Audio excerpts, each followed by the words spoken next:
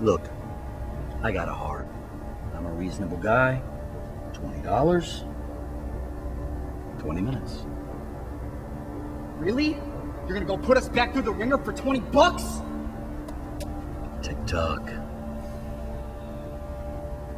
This is bullshit. Sean, wait up. How's that donut, honey? It's really yummy. You want to try it? You're going to give me a piece of your donut? Yes. That is really yummy. You ready to go see your dad? All right, let's go. He's a psychopath. $20. $20 freaking dollars. Just chill, man. Did you not see what they did to Joey in there? Huh? Did you not see that? We just gotta keep our head on straight. Do you know anybody that you can borrow some money from? How about that lady over there? That's not a good idea, man. Excuse me. Liz? Hey, my friend and I, we got stranded a couple months back, and we were wondering if we could borrow $20. I'm sorry, I don't have any cash on me. I can't Oh, help you. hey, lady, come on. It's a real fancy bag. I know you got $20 in there. Help a neighbor out. Come on, let's just go somewhere else. No. We need that $20 now. My daughter. Jesus, Sean, are you out of your mind? Give me the bag. Oh my God, Give it to me. take whatever you want, just don't hurt us. Just go. Just don't hurt us, please. This isn't how we do things, Sean. Well, how about that? Can you tell me what this is?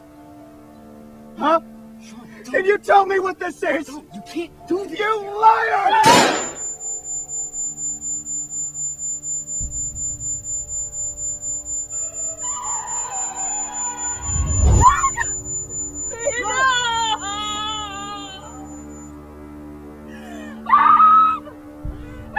Somebody help me, please!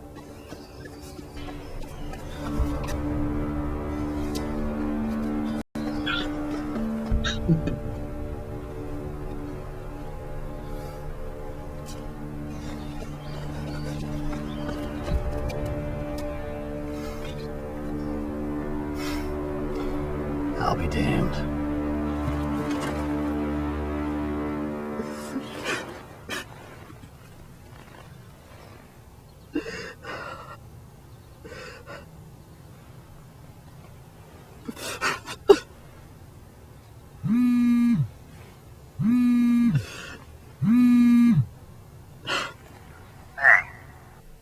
I found the 20, man. Sneaky little guy was stuck to one of the back of the hundreds the whole time. Can you believe that? Hey, listen. You guys head back and pick up your friend Joey here. I can't have the mess. My wife and little girl are almost here. Van? Hello? Van?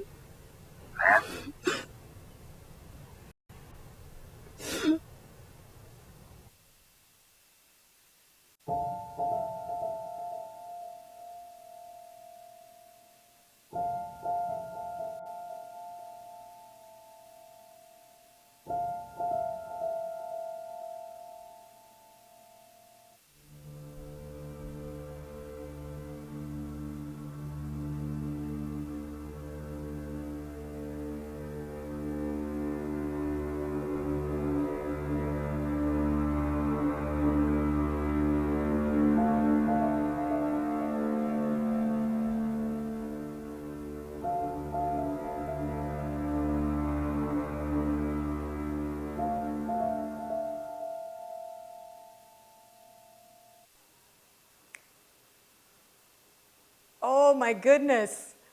Mason, you're a horrible person. I am. I'm the Oh my worst. goodness. I'm the worst. Don't short me any You money and you're guys, fine. I thought the 20 was the plot twist and then boom. Not at all the plot twist that I expected.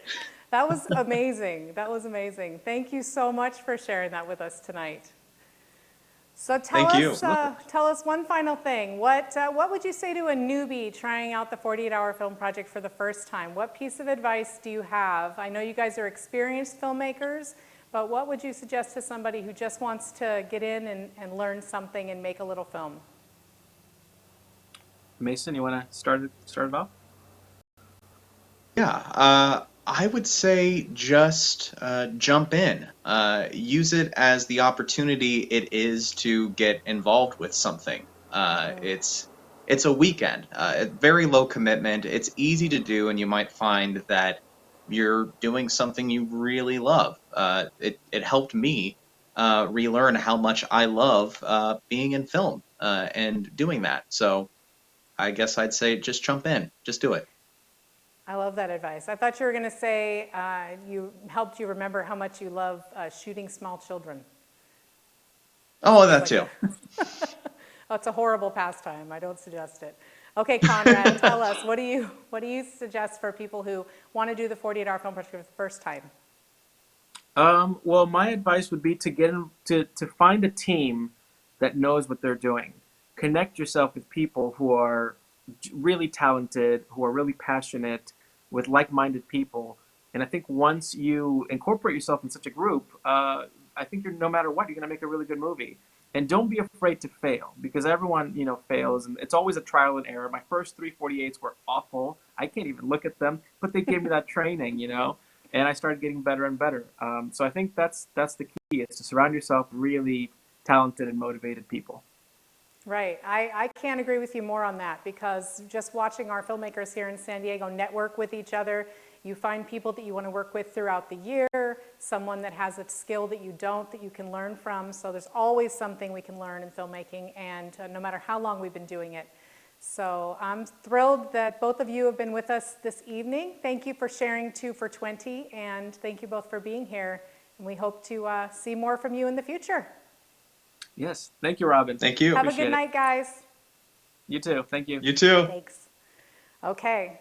So for those of you who may be joining us on YouTube Live, we were having trouble with our stream, but we're trying to get it back. So we apologize if you've been trying to find the stream and you're just finding it now. This stream in its entirety will be recorded and will be broadcast later so you can see it again. Now, if I were to list off all the accomplishments and credentials of our next 2 guests, we'd be here for hours, and I would still be telling you about their prolific careers. With his finger on the pulse of the entertainment industry throughout his illustrious career as Senior Vice President of Worldwide Publicity for Sony Pictures, Fritz Friedman, that's a tongue twister, oversaw the worldwide publicity, corporate communication, and media initiatives for the corporation's multi-billion-dollar-a-year global home entertainment company, creating and executing some of its most innovative and successful publicity campaigns, including those for Close Encounters of the Third Kind, Spider-Man and the Men in Black franchises, The Social Network, 22 Jump Street, and The Equalizer, as well as such iconic television hits as the Seinfeld and Breaking Bad TV on DVD series. Currently, Fritz runs his own marketing and consulting firm and is a producer on several new productions, including World of Fear, an anthology of ghost stories from around the world, which is designed for global streaming distribution, and Korematsu versus the United States, about Fred Korematsu, the Japanese American who refused to go into the internment camps and was jailed during World War II. In addition to his career in the entertainment industry, Fritz has a long history of philanthropic and civil rights activities, including lobbying efforts to help gain veterans benefits for more than 18,000 Filipino veterans of World War II. For this, he was given a presidential citation by the Philippine government. He was also a member of the California Commission on Asian and Pacific Islander Affairs, chair of the Vassar College Asian Pacific Islander Alumni Association, and is the co-founder and president emeritus of the Coalition of Asian Pacifics in Entertainment, or CAPE. They are the largest entertainment organization for Asian Americans in the world. Jeff Krebs' acting resume reads like a who's who of Hollywood, and he has had the opportunity to work with legendary producers, directors, and actors. His extensive filmmaking resume spans the industry from independent short films to Hollywood blockbusters. He was featured in Missionary Man, The English Job, Single White Female 2, and The Married Men's Club. In an example of life imitating art, Jeff not only played a trauma surgeon in the T.D. Jakes film Not Easily Broken, starring Taraji P. Henson and Morris Chestnut, but in real life, he is a board-certified internal medicine doctor. Jeff has starred in many independent short films such as Coming to Terms, Genie Boot Camp, Eye of the Beholder, and the Producers Guild Weekend.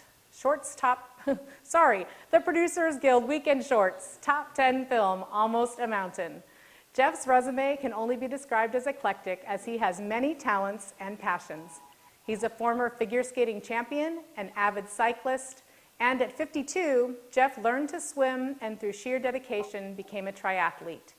He's now completed 7 full-distance Ironman races.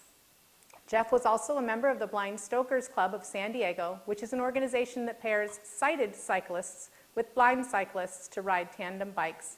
He's an ambassador for Smile Train, which is a nonprofit that provides cleft palate surgery for children in need. Dwayne and I are proud to call these extraordinary men our friends, and we're thrilled to have them with us tonight. So please welcome Fritz Friedman and Jeff Krebs. Hey. Hi. Hey, Robin. Hello. Can you both hear me? I can hear you. Can you hear us? I can. Good. Yes, yes, yes. It's lovely to see you both. By the way, which image am I seeing here? I see, is there a lapse? I see 2 images. You see 2 images? Just curious. One from about 10 minutes ago, I think. Oh. But whatever. Okay. Well, let's see. We'll get started here. All right. Fritz, let's Yes. start with you. Hello. I haven't Hi seen you in there. person in a very long time, and I'm thrilled It to see seems you. that way. I'm thrilled to see you as well, Robin. Thank you. So tell us a little bit about the state of the media industry right now. Well, I think I don't have to tell the audience right now because you're all in the entertainment business, and I know you're all very well read, but obviously the business was in transition before this pandemic. I think the globalization of the business and the digitization of the industry has really created a whole new business model. And also, I think that new business model of being able to, I'm a marketing guy, so clearly with all of the streaming services that you have, they're able to satisfy the various interests of respective groups, ethnic groups, special interest groups, and those streaming services have really opened up the industry to all kinds, a whole spectrum of producers and content. Simultaneously, though, the traditional business models and the studios are all trying to figure out what they're going to do because in many ways they're like dinosaurs, with their bloated films, they're over, and of course I have colleagues who are doing very well, but let's just put it this way. The whole industry's changed to such an extent that what we used to do a year or 2 ago is no longer valid today. And I think you'll see that now. What can film distributors and producers do to stay relevant if you're a big studio and you're used to the older business model? What changes do they have to make, and where are they looking for content? Well, I think what's great about people who are participating in the 48 Hours Film Festival is that the industry, I think, is looking for new talent who are able to create content for the new formats. You have things like Quibi, which is, that streaming service where they're all very, very short clips of entertainment, and as opposed to a 2-hour bit of entertainment or even an hour, they can be like 9 minutes or what have you. So they're always looking for people who can use that format. I think it's, in many ways, it's a youth market because I think older people may not quite understand how to actually digest, how to consume that kind of content. I think a lot of old school people would never watch Lawrence of Arabia on like an epic. You mean like an epic film? An epic, yeah, really a majestic scope sort of film on their phone. Right. Younger people, however, are willing to do that, and they can get involved. And of course, that's assuming younger people are interested in old films. And so, what's happening now is for a long time, one of the biggest resources for revenue were the studio's libraries. But today, young people aren't really interested in films like, It Happened One Night in 1939, or even films from the 70s and 80s. They look dated, they're not high def, and all that sort of stuff. So it's a whole new world out there, and I think it's going to be very exciting. So do you think Not it's just sort for the of flattening filmmakers, but it's flattening the availability of bringing content, that you don't have to be a major film distributor to produce Sure. content for streaming services? So this is maybe opening itself to filmmakers with smaller budgets? Yes, absolutely. I mean, look, from a marketing standpoint, you want big stars and you want marquee value. Absolutely. But here's what's interesting.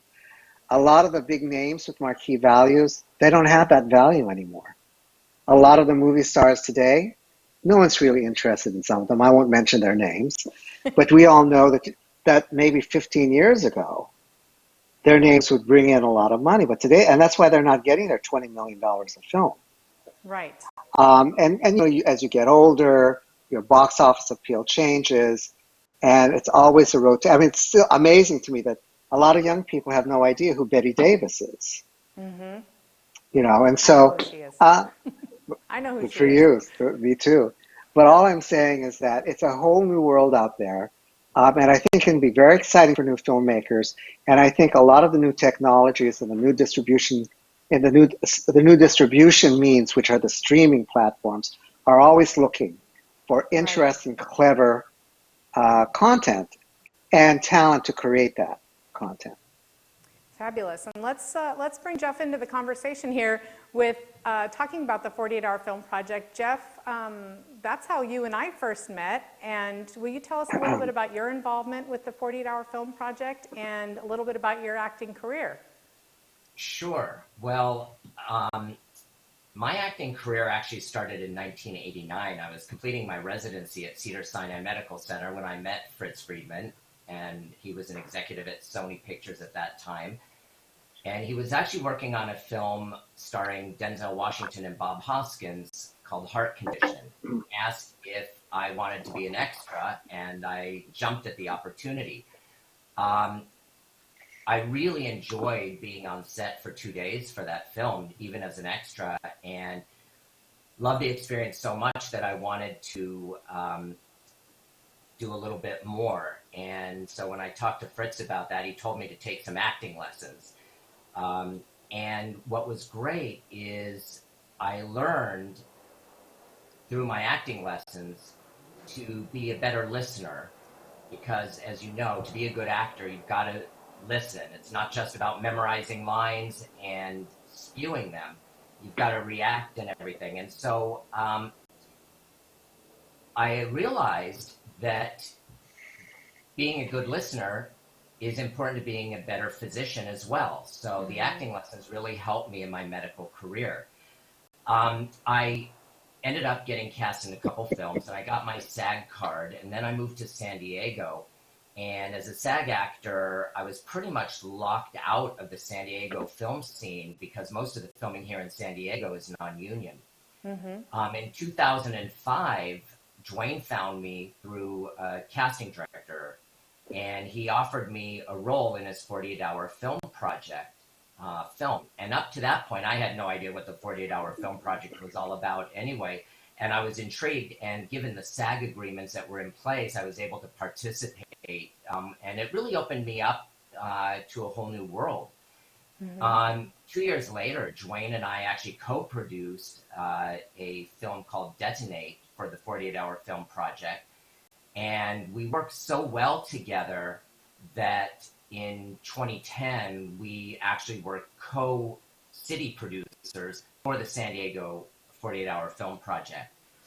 I remember that. That's actually when you and I met, and it was such a great experience watching you and Dwayne produce this competition together, because both of you together really elevated this competition from just a little weekend filmmaking competition into a really grand event, including a red carpet, and a photographer, and really made it into a wonderful event for the filmmakers as an experience. And so I'm grateful to both of you for doing that, because we love that example, and we are trying to continue that feel for the filmmakers. Because really, it's quite an accomplishment to make a film in a weekend, and then to watch it on the big screen is super fun.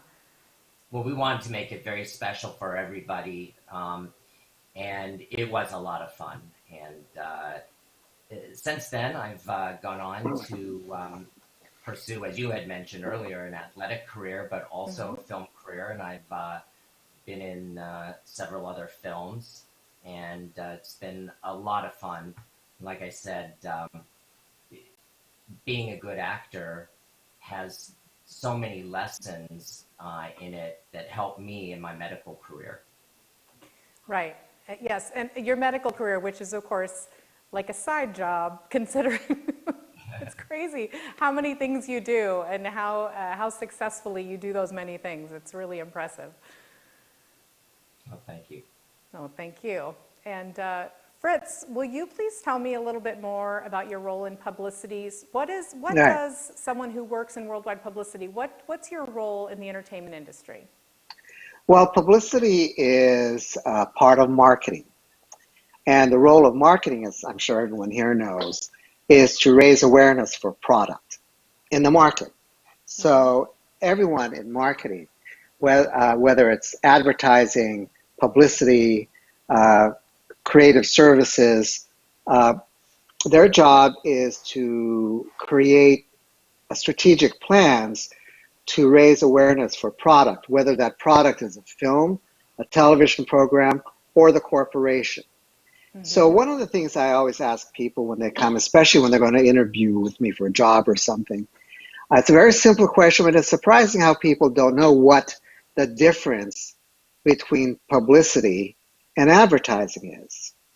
And it's amusing for me, but not necessarily bad, because I certainly didn't know when I first started in this industry. But the fact that the difference between, so people would come in and say, oh, well, advertising, well, that's when you put stories in the newspaper and you're able to raise the awareness that way. It's not exactly that, but both publicity and advertising use the media as a platform to raise awareness for whatever it is you're pitching. The difference between publicity and advertising is that advertising you pay for. Publicity is free, or as we call it, free media. So, for example, when you have the Oscars, the Academy Awards, although a studio will spend hundreds of thousands of dollars for the event, the party, getting the actors to do the red carpet, you cannot get editors to write about that particular actor or actress unless it's newsworthy, right? However, I can go to People magazine, give them $50,000, and I can buy a one-page, four-color ad, and I can write whatever I want in that ad. That's why when you have an advertisement at the top, it says advertisement. So people know this is paid for, so it's very biased. But when a New York Times reviewer reviews one of your films, they do it because editorially, you're paying for their opinion. If you found out that a reviewer was given $10,000 to write a good review, all of a sudden that invalidates that particular review, and it invalidates the integrity of that journalist. So my job is to come up with events and stories and situations which are newsworthy enough so the press will come, or they'll do the interview, and some editor, any number of places, whether it's New York Times or the Washington Post or CNN News or Variety or the Reporter, Hollywood Reporter, some editor says, oh, that's newsworthy, put it in print, or broadcast that, or put it online. If it's not newsworthy, they're not going to do it. And so my job was to get this free media to complement the paid media. And that's what it is. And clearly, because the entertainment industry is profit-driven for the most part, you got to sell a lot of product. And you're not going to sell a lot of product unless you get the news that it's available out there, and you make it hot and sexy and sell the sizzle, as they say. Right, and then That's you what I did. maintain your integrity by maintaining these relationships with the celebrities. So it's not salacious, Well, actually, selling the more of the. important one, Sorry, the go more ahead. important thing is to maintain your relationship with the journalists. Okay. That's, of course, you have to have a good relationship with talent, primarily their publicists and their managers. And they'll do it if they think the story is sexy enough and you're going to get good coverage. But I think it's more important to make sure that you can pick up the phone and call Claudia Eller, who's the editor-in-chief at Variety, or any number of other journalists who have a television beat or a feature film beat, and say, "Hey, I've got a story for you. Are you interested?" And you have to sell them, you know. Okay. And that's what And then I'm a how does salesman. social media play into your role as a publicist? How does social media play in, and how can filmmakers successfully use social media to help promote or market their own material? Social media is the same kind of communications platform as a traditional press, you know, radio, television, newspapers. It's just that's done particularly digitally. But I think what that does, you're able to satisfy a target audience. So teenage girls are probably going to want to look at Instagram as opposed to older people who use Facebook. And by the way, there are like dozens and dozens of esoteric websites and platforms for everyone's tastes, whether you're a teenage girl, a teenage boy, a middle-aged man or woman, and so on and so forth. So what you have to do is find those particular specialized platforms, service them, so those interested parties will go to the movies or watch it on TV or rent it on Amazon Prime. Right. That makes a lot of sense. And I think that that's helpful information for filmmakers looking to get their content out and how they can use that. I want to talk a little bit about projects that you're working on right now, Fritz. I mentioned a few in the intro. Sure. Could you tell us a little bit about what projects you're working on? And then we're going to move to Jeff's clips, because I'd love to hear more from him about his films. Well, I think you encapsulated a lot of it. I mean, I'm working on this one called The World of Fear, which is an anthology of ghost stories around the world. Every village, every country, every continent, every culture has its own mythologies that we're not aware of. So this series is going to, every episode is going to have the most famous story ghost story in Korea, ghost story in Mexico, in Germany, and you know, it'll be highly entertaining. It'll be scary, but it also opens up different cultures to people.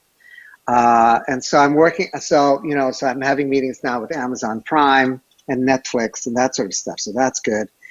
The other one, Fred Korematsu, is more of a, Fred Korematsu, as you very well put it earlier, is kind of like the Rosa Parks of the Asian American community, because he really fought against that sort of discrimination during the Second World War. And he was ultimately vindicated. But it's an inspiring story. I think it's a story that a lot of people are not aware of. And that's the beauty about film. You're able to tell stories that people aren't aware of, and you broaden everyone's vision and focus and appreciation of different peoples and cultures. Like you said, I think that's very, very important, especially today. So the less we can make someone else into the other and separate from You're us, absolutely right. the more of a worldwide community we become, and we see each other as humans instead of others.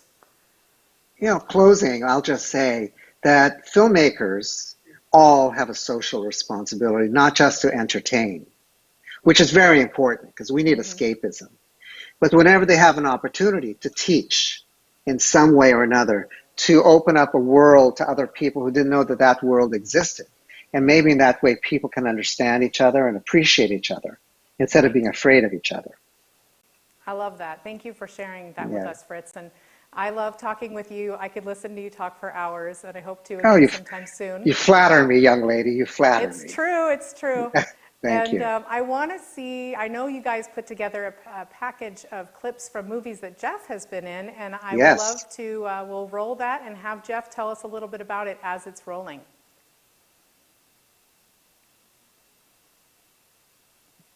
Well, this is my first 48-hour film, Superhero Form 3254-A, and this was in 2005. Dwayne cast me in this role, and it was a lot of fun. My favorite story about this one is I look a little nervous here, and it's because we had to do so many takes that I had to go to the bathroom really, really badly. And so I just tapped into that feeling and used it for the character, and it worked. And then this film is Detonate. This is the one in 2007 that Dwayne and I co-produced together, and I also starred in it. And it was a very different role for me. It was a lot of fun. We had some fun technical things that we did, as you'll see in a moment.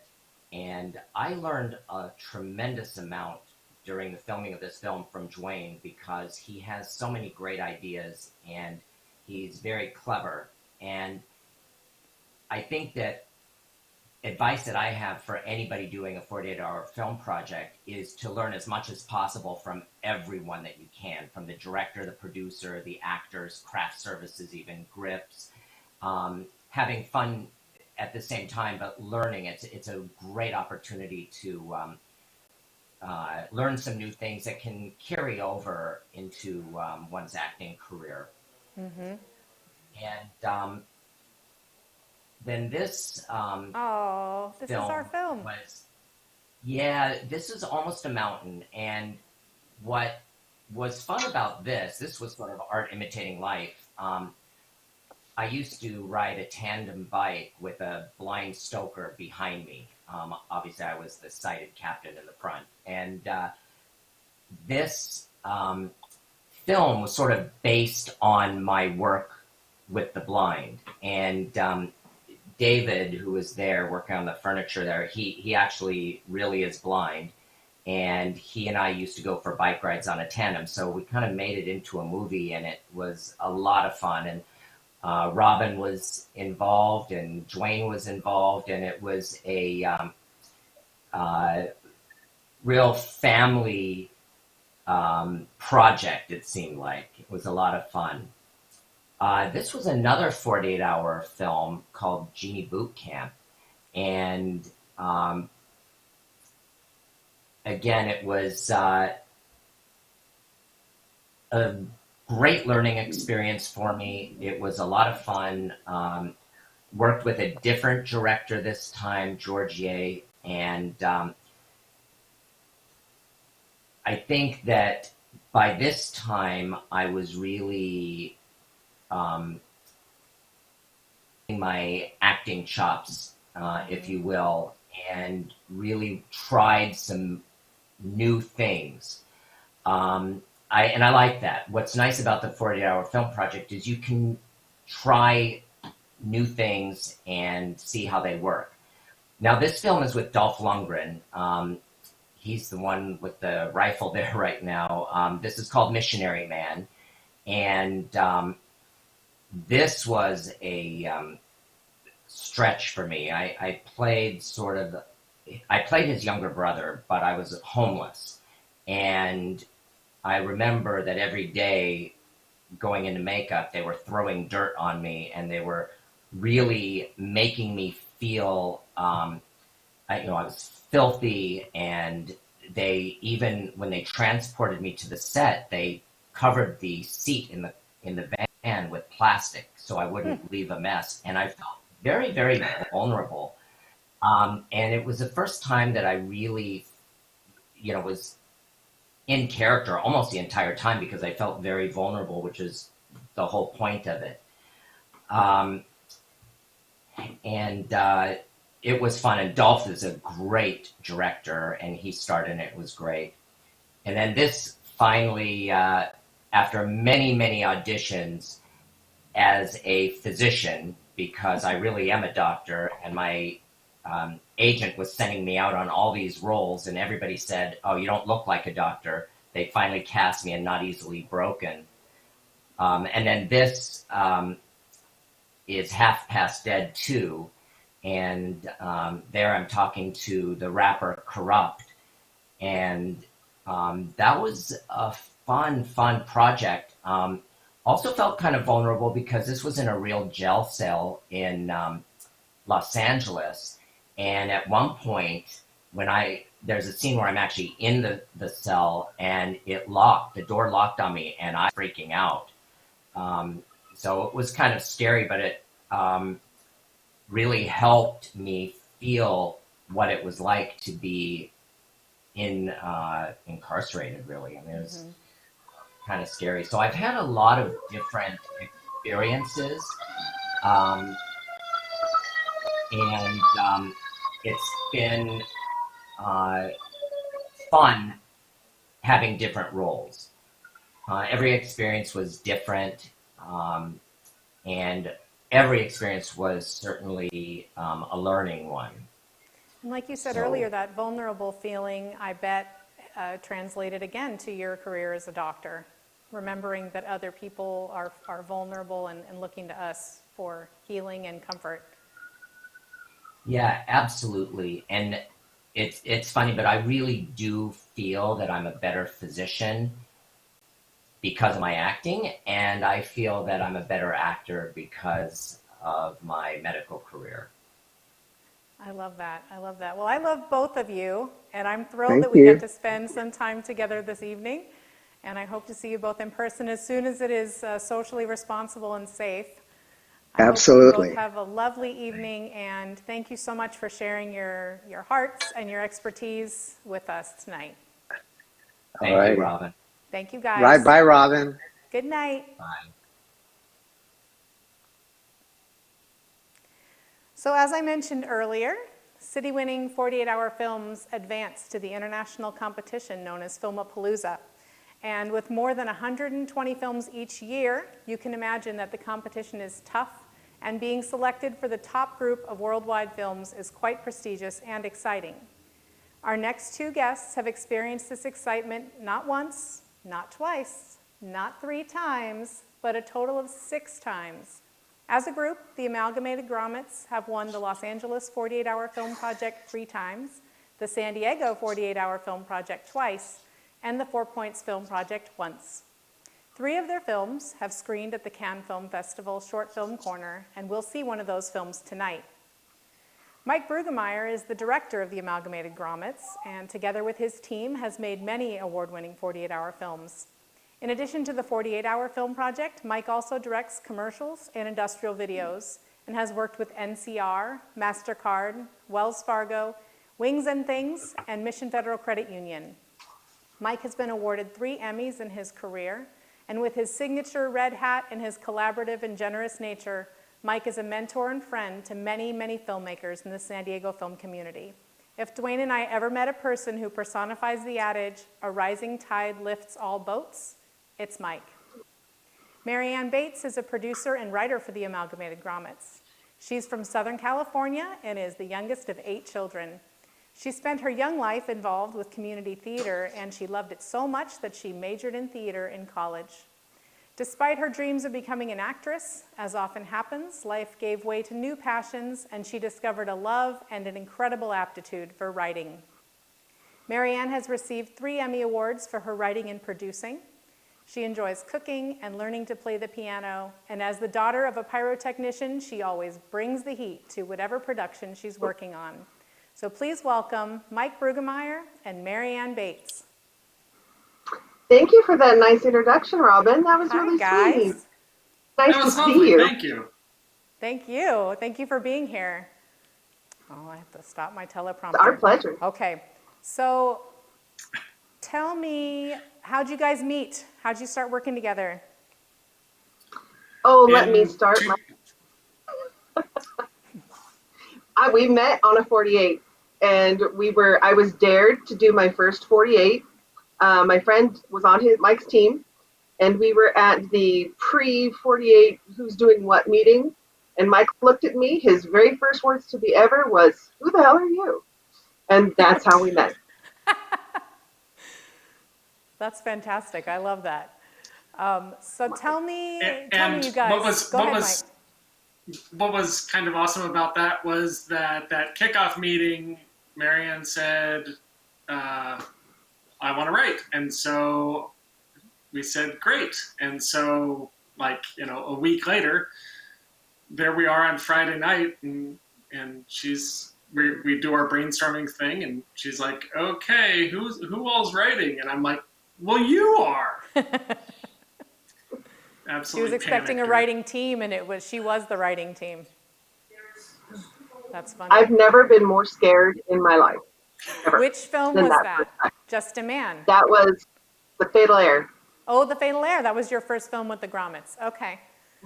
All right. That's a good one. I think we're going to be seeing that one in a little bit, which the audience is going to love. Oh, my camera turned off. We'll give it a second. That's so sad. I know. I'm still here, though. That's okay. So tell me, you guys, what you're doing.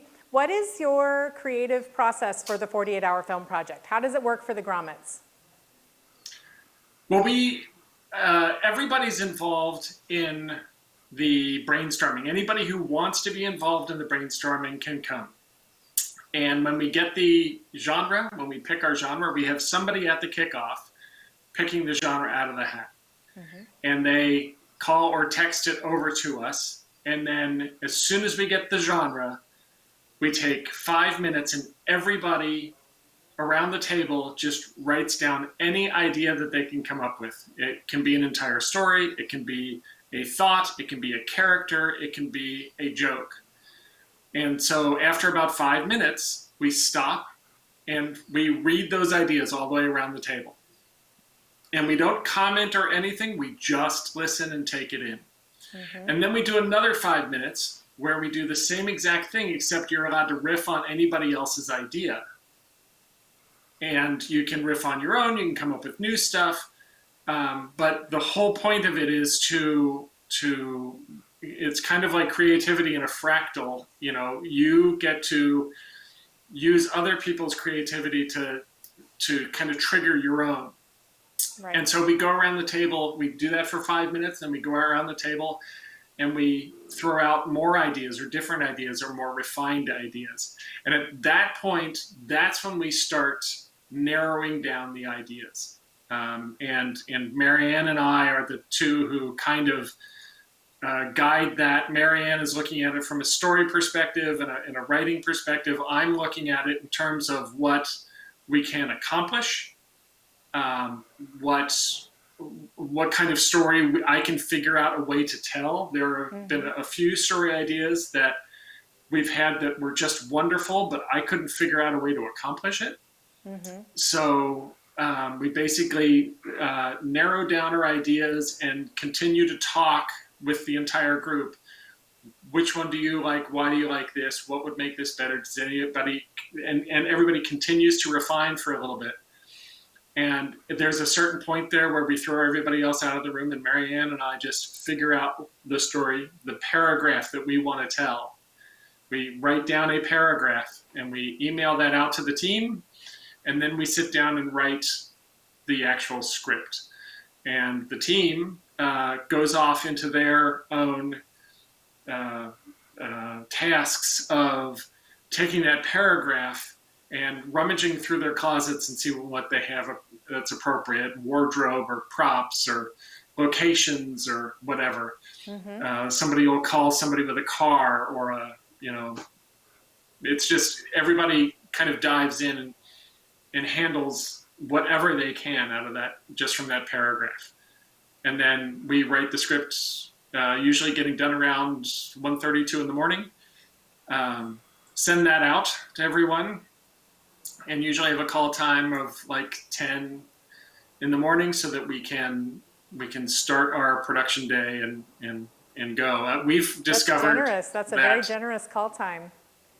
Well, we've discovered that when you make your call time 8 a.m., people show up at 10.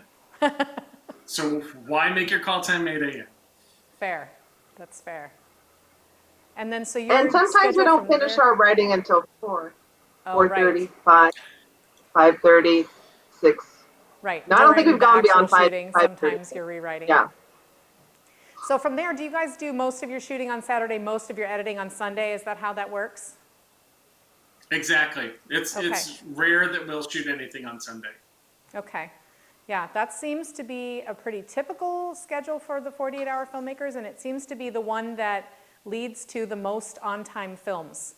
are teams that really finish shooting, at least some of them finish Friday night, but if you're gonna finish shooting, don't try to continue shooting on a Sunday because you're going to run out of time. The only thing that we've done on Sunday might be inserts or a drone shot or something where it doesn't require an entire crew. It can just be, you know, actors in a car and a drone or a prop.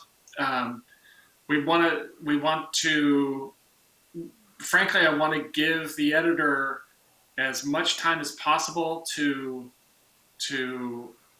spend time moving the puzzle pieces around until they figure out, he figures out how to make the picture that he wants to make.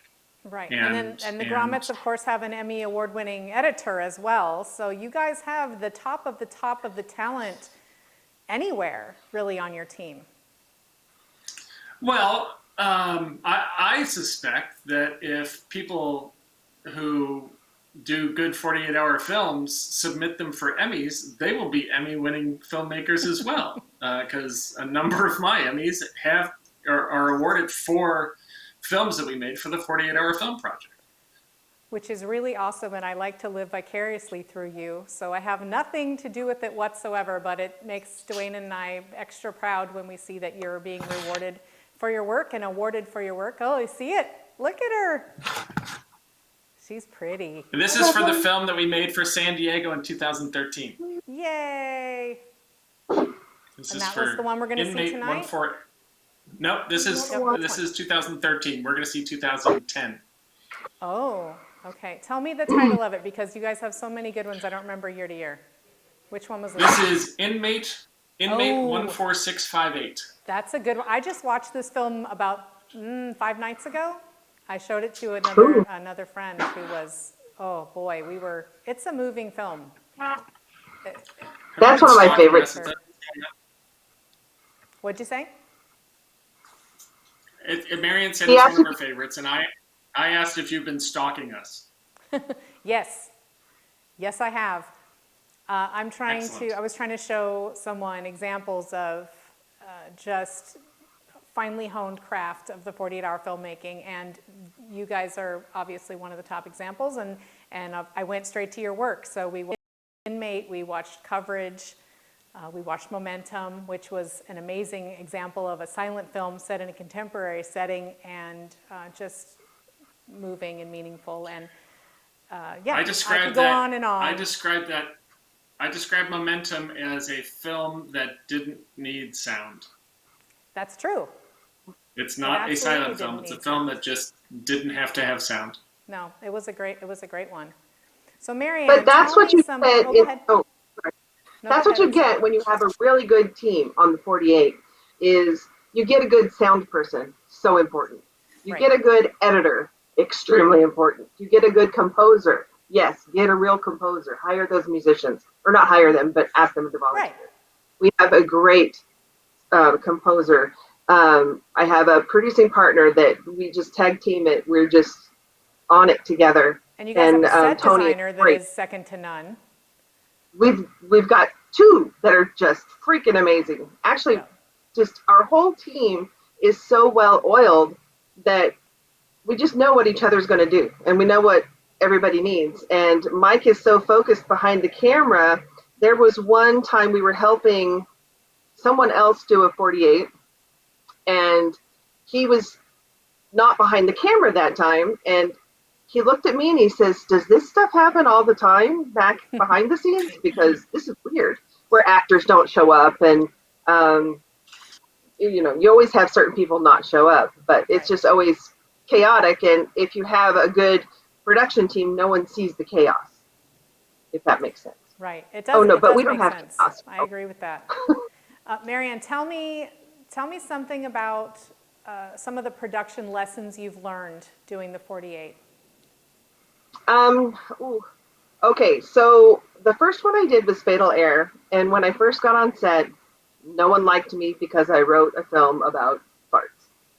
They didn't talk to me for a long time, but by the end of the production, we were friends. So I made a bunch of new friends that time. The next year, when we did the 48, I thought, Mike and I talked, and I really wanted to give everybody equal parts as actors because they use these for their reels. Mm-hmm. And so we wrote a script where everyone had equal parts. They all had 11 lines or however many lines. Yes. The fantasy one, it's called What's Your Fantasy? It's very good. You can see it on my website.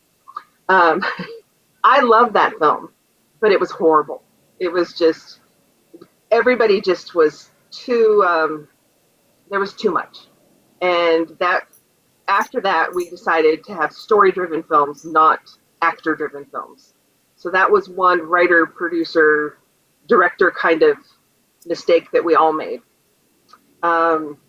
The other thing is have a backup plan, because if someone doesn't show up, you have to be able to fill the spot, whether it's a grip or an actor or a sound person, which luckily we have several that we can choose from. We have a good pool here in San Diego that is phenomenal. Right. And I've worked on a couple different teams for the 48. And San Diego just has an amazing a group of filmmakers. Yeah, I agree. I love working with the San Diego filmmakers. I love watching them network with each other and learn from each other and get to work with new people. Mike, are there any drawbacks to participating in the 48-hour film project, in your opinion?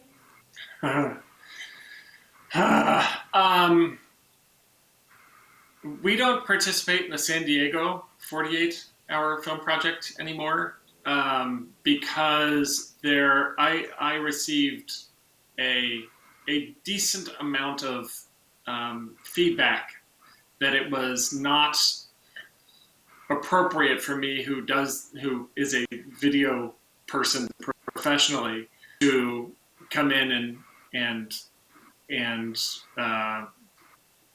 participate in the 48 because it's supposed to be a fun thing. You didn't get that feedback from me and Dwayne. Just want to clarify. I know. Okay. I got it from. I was on a set working professionally, and one of the actresses sat down next to me and asked, "Hey, have you ever participated in the 48?" And I said, "Yes, I have." And she goes, "Yeah, we were on a really good. We had a really good team last year, but the team that won it, they cheated." Well, it was our team. And I talked her through, and we don't cheat. No, I know you don't. And so I had a discussion with her basically saying, that's not cool to say that out loud. Right. If you want to think it, that's fine. But you just walked onto a set and insulted the director. So, I'm not going to hold it against you, but you should be aware of what you're saying out loud in the future. And secondly, I can't battle that. So in 2013, or basically 2014, I kind of told my team, go out and work on other people's films. Mm-hmm. Go out and raise the level of everybody else's films as much as you've raised it on the films that we've done. We can go participate in Los Angeles. We can offend people up there. But I wanted to, it was a kumbaya moment where I wanted everybody to feel that the quote grommet love of, the awesomeness of my team, to go out and share that love with other crews. And that's what's been happening. It's been pretty great. Well, I've been producing now for 10 years and Dwayne for 12, and we've seen the level of filmmakers product coming up every single year, and that is definitely due directly to the networking and the community that is built here in San Diego. It is not exclusive, it is inclusive, and that's the goal, right?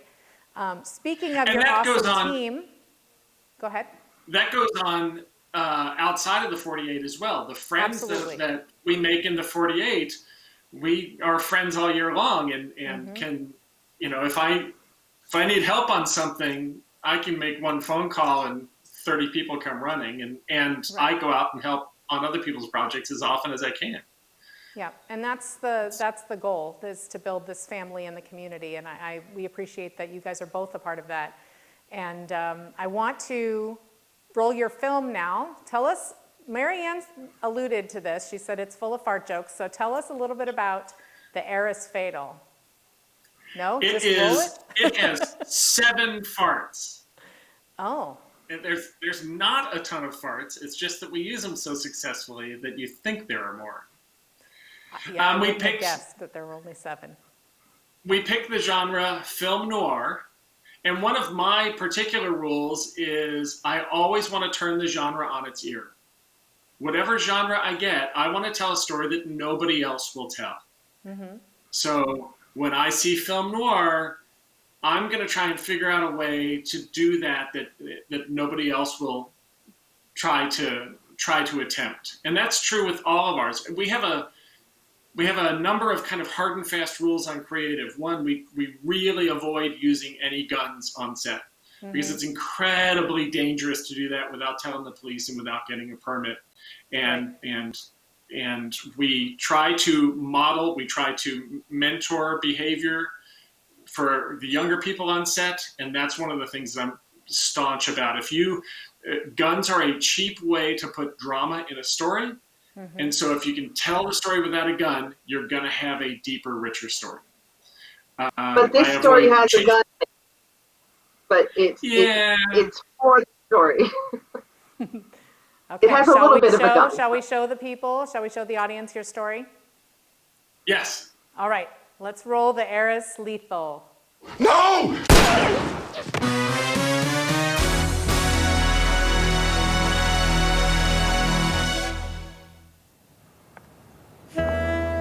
I knew she was trouble before she walked through the door.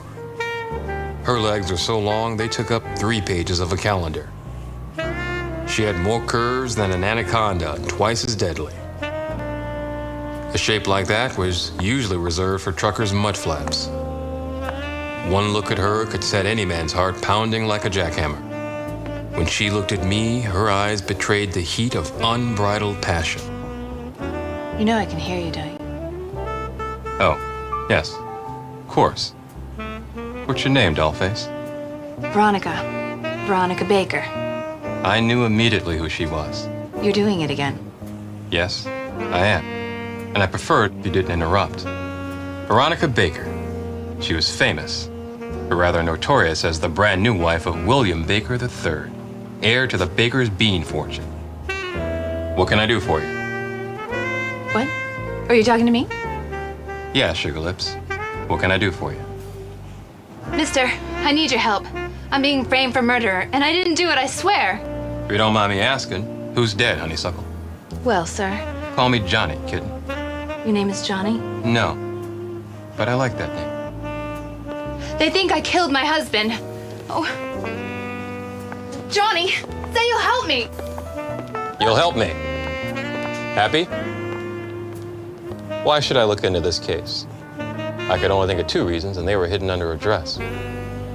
She had nice boobs. I like boobs. I can still hear you.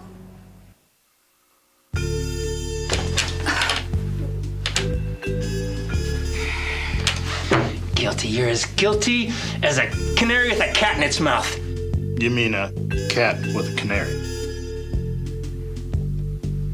I'm as innocent as a lamb. Yeah, like a lamb.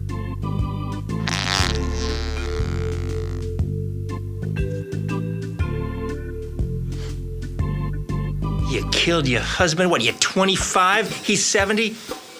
You're sick. You make me sick. I loved my husband. He meant more to me than all the vodka gimlets in the world. I seen your type before. I seen your dames. Now you're in it for the dough. My Willie wasn't a baker. He was in the bean business. The bean business was good to us.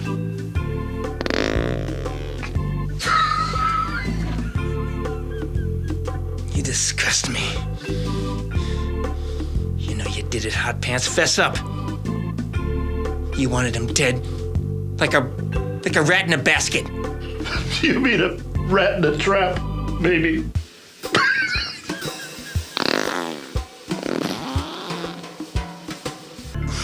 I gotta get some air.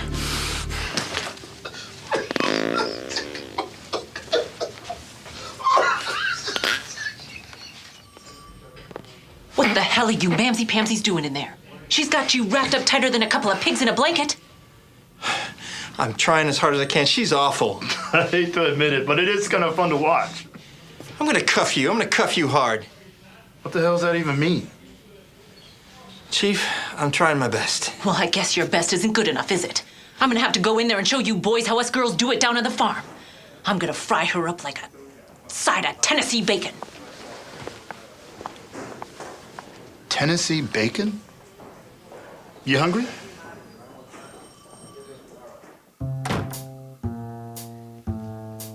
Listen to me, Missy.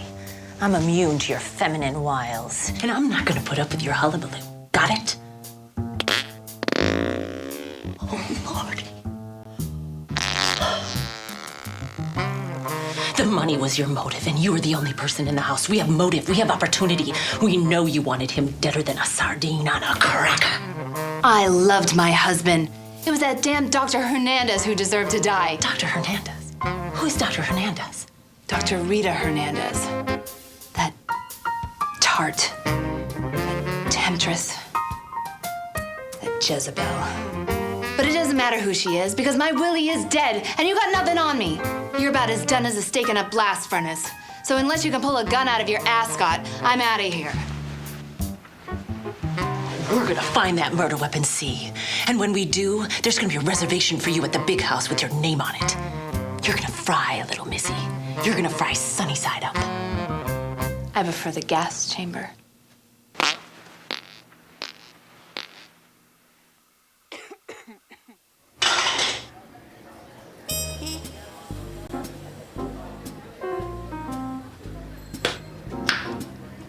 Johnny, why don't you want to settle down? I'm the wind, Cheesecake. You can't tie me down. You just have to enjoy me while I'm here. That's a load of crap. So you want some more Joe, hun?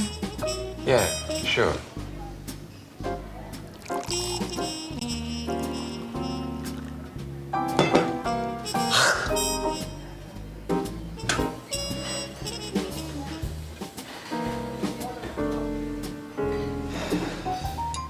This Veronica dame was a puzzle, an enigma, a mystery, a really, really confusing thing. Are you talking to me?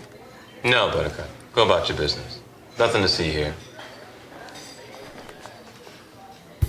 The deeper I got into this thing, the deeper it got. Until I got deep. Real deep. Talking to me? No, Rosebud. But I guess I am now. How was the Huska? They toast your nuts? I think you're using that wrong, Johnny. I slipped off the leash, and I made a run for it. But they're looking for evidence, Johnny. Well, they're not gonna find any, Sweet Pea. I paid a visit to the scene, brought home a few goodies. Now I take that to the lab, it's gonna come back dirty. And the dirt is gonna be on your hands. I didn't mean to kill him. It was that damn Rita Hernandez. I couldn't take the way they were spending time with each other all the time. I just finally snapped. Like it was her eyes. Those beady little eyes and brown stringy hair and red trampy lips. I just wanted to give her one right between the eyes. Are you talking about this? Dr. Hernandez. You had the gun pointed at Willie, but you meant to shoot Rita. You listen to Dr. Hernandez. Your bloodlust for Dr. Hernandez blinded you to the fact that it was your husband's hand under the puppet. You're not pretty like me. You're a floozy. When you let the lead fly, you killed two birds with one stone. You stole him from me! Floozy.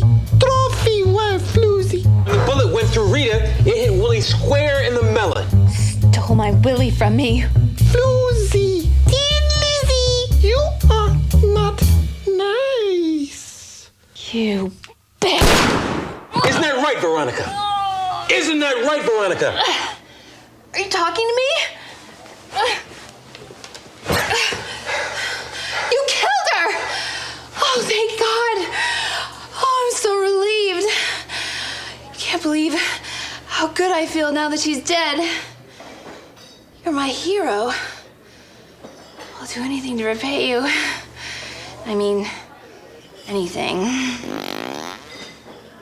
Check, please. My dad always told me that there's three kinds of women. Yes. Those you marry, Let's run away together. The two of us. Those you dance with, It'll be divine. and those you avoid like the clap. Oh, darling. Oh, darling. She was crazy. The door's locked. Oh, I'll come around on your side. Wait, darling. She was one biscuit short of a blue plate special. Wait. Not playing with a full deck. You're my hero. She was more nuts than a pecan pie. She's a few sandwiches short of a picnic. Even the bats stayed away from her belfry. Her clock didn't tick on Greenwich time.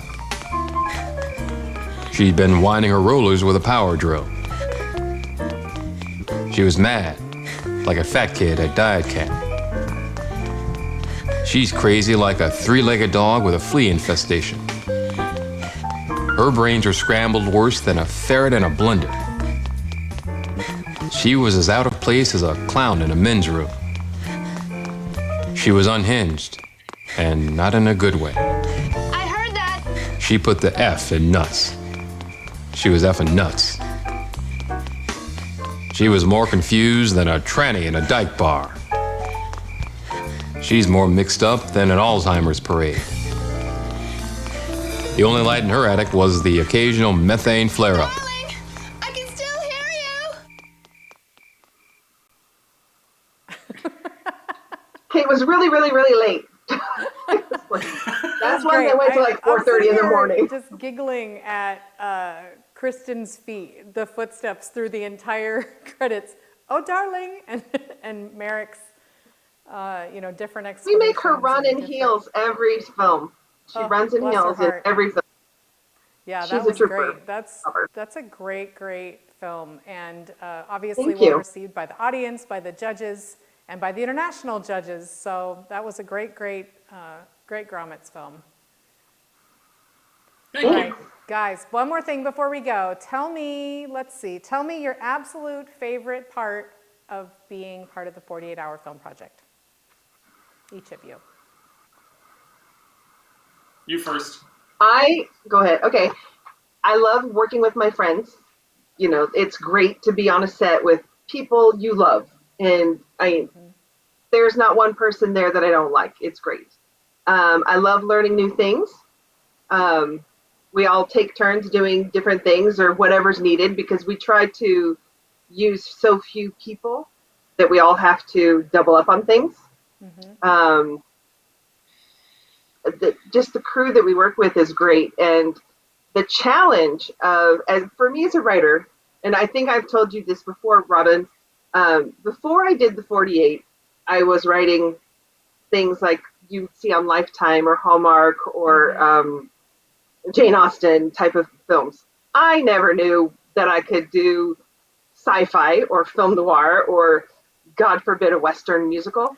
But it challenges you, and that's the coolest thing about this is I don't know what the heck we're going to do. When it comes 7 o'clock, my heart is beating. I'm like, oh, please don't let us get that genre. Please don't let us get that genre. And then we get it. But I never knew that I could stretch myself. And then learning, there was one that we did for the 4 Points, and our team member said, we need to think out of the box. Everyone's going to expect this. So let's do this. And it was brilliant. And her brilliance was I think that's what made us win. That was a great someone film. thinking out of the box. Okay, Mikey B. I spend my year doing video production. And video production, more often than not, is me going out with a camera and shooting something, and then me coming back and editing it. And then me working on it for however much time that I can afford to do that, and then sending it off somewhere. There's no such thing as brainstorming when you're alone in a room. And when we did the first of our 48s in 2008 on a film called Just a Man. And we decided, it's the stupidest thing we could have done. We decided to make a film that took place in Ford's Theater in the minutes after Abe Lincoln got shot. And so we couldn't find a location and had to build a set all Saturday. We had our actors go to a costume place and get wardrobe blind, just pick up stuff and basically go. And it was just it was so out of control, and it was basically the first time that I was just the director on something, and people would come to me and ask questions, and I'd be like, I don't know. I wasn't alive in 1865. But I would give my best answer. And then after dinner, they got the lighting set up, and they got the set was all built, and the actors came down from getting their makeup touched up after dinner. We still have not shot a thing. It's like 7:30 in the evening. And the actors are on set, and the lights are on, and somebody turns the work lights off on the stage. And the lighting that our gaffer and DP had set up, Bill Bork and Jim Typer, was lighting on flicker boxes that simulated gaslight. And so it went from a stage to this tiny little window of light in this tiny little room that had these people in it that fit into this room perfectly. And it was like looking into a window into Ford's Theater. And I remember thinking it then, and it gives me chills right now thinking about it. I had this moment of, oh, this is what a director does. A director sees something in their head and works with people to make it happen in front of a camera. And it changed my life. That was the first thing that I really genuinely narratively directed. And that moment where those lights went off, it changed my life. It turned me into a director. So 364 days a year, I am going out and doing video production, and one day a year I get to be a director. And I wish I could do the other formula where 365 I do the other thing, but I'll take this for now. Right. I'm continuing to work on being a director every day, but until then, I get one day where I get to do it. Well, I would like to. And Just a Man is so beautiful. Bringing tears to my eyes.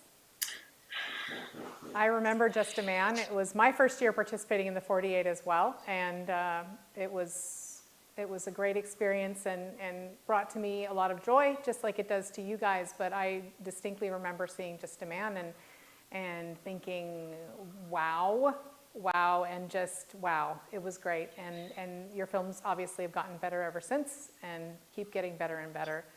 And I want to thank both of you for joining us on the first 48-hour Film Project live stream tonight, and for representing San Diego and Los Angeles, if I have to admit it,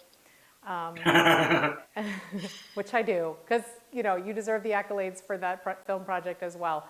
But secretly, we love you here in San Diego. And thank you both for being with us. We hope you have a great evening, and I look forward to seeing you both in person very soon.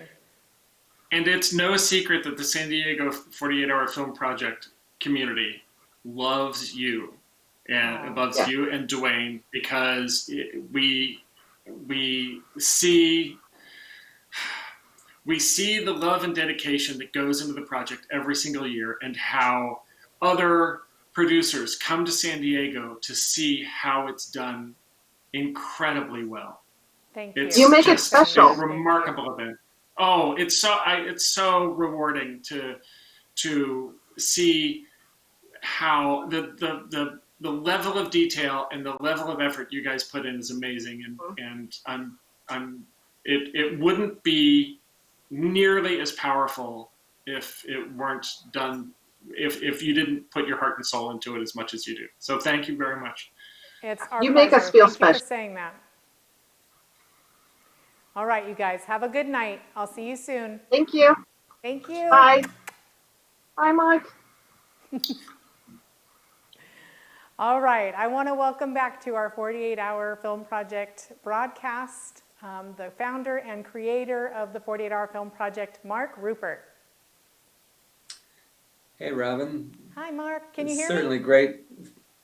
I can hear you. It's certainly great seeing Conrad and Marianne and Michael. You really had a lot of great guests and award-winning 48-hour filmmakers tonight. Yeah, we've had a great evening, and putting together the guests for this broadcast has been so wonderful, as we have filmmakers from just about every aspect. Of course, we had Fritz from the publicity aspect and his experience with Sony Pictures for so many years, and you and Conrad and Mason and Mike and Marianne. We're thrilled to be surrounded by so many amazing filmmakers and friends. Yeah, and special thanks to you and Dwayne for putting this on, and to our sponsor. Do we want to run the sponsor clip again? Dwayne, are we going to run the sponsor clip one more time? Let's do it. Hello, future, and hello to everyone out there joining us on this global live stream. Yeah, if you're feeling now, then light it up, light it up, light it up. And if you want it now, let's turn it up, turn it up. Turn it up. We are unstoppable when we come alive. Okay.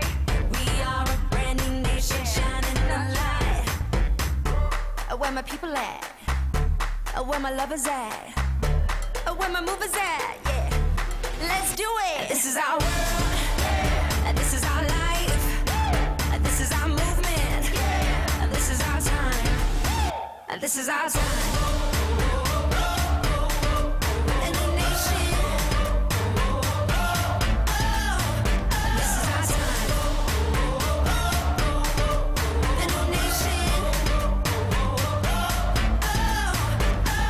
We are young. We are bold. We are strong. And the nation. Powerful. Beautiful. We are one. And the nation.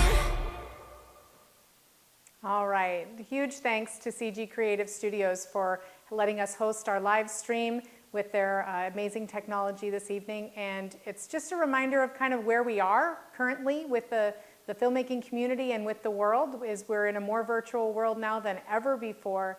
And if you have events or you have projects coming up, rely on organizations like CG Creative to help you bring those events to life, because we don't have to stop creating just because we're at home. Speaking of at home, we have the graphics for the Stuck at Home 48-Hour Film Project, which is on the bottom there, 48hourfilm.com/at-home. And then we have the 48-Hour Film Project Global Film Challenge, which is that bracketed competition that Mark was talking about. And you can enter that through your local city at 48hourfilm.com/GFC. San Diego is already full. We filled up very quickly with our 12 teams, but we are ready to bring it to the rest of the world. And we hope that if you're ready to participate, that you register in your local city, or as a nomad. There's a nomad group too. If you're not near a 48-hour film project city, there's a group of 12 that are getting together that will be participating as nomads. So I'd like to thank all of our guests this evening. Mark Rupert, who's the creator of the 48-Hour Film Project, Conrad Farage and Mason Taylor from the Cleveland 48-Hour Film Project, Fritz Friedman and Jeff Krebs, and Mike Brueggemeyer and Marianne Bates, all of whom are here in San Diego, the last 4 guests. So. And Mark, it was lovely to see you this evening. And is there anything else you'd like to share with our audience as we get ready for the 20th season of the 48-Hour Film Project? Well, I first want to thank everybody for their patience tonight as we got some of the technical glitches out of the way.